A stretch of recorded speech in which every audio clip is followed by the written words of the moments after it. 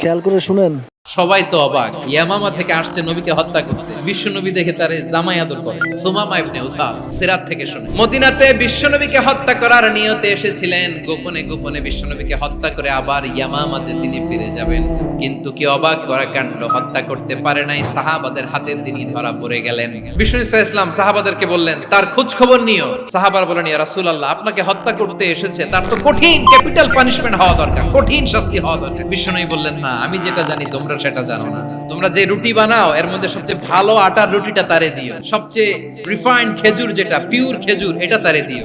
আর বিশ্বনবী নিজের উট থেকে দুধ দহন করে ওনার বাড়ির এক কর্মচারীকে বলেছেন দুধ দহন করে সুমামার জন্য নিয়েছে। সুবহানাল্লাহ পড়বেন না?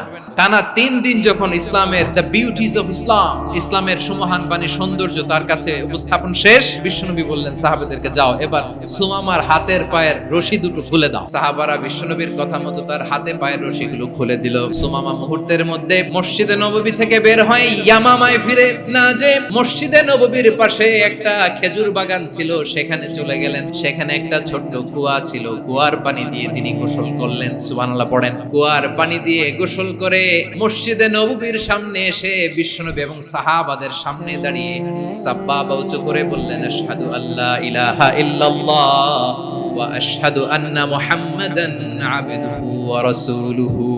প্রিয় ভাইরা, ইহসান দিয়ে যা জয় করা যায়, কঠোরতা দিয়ে সেটা কঠিন কালেও জয় করা যায় না। আওয়াজ করে বলেন ঠিক কি না?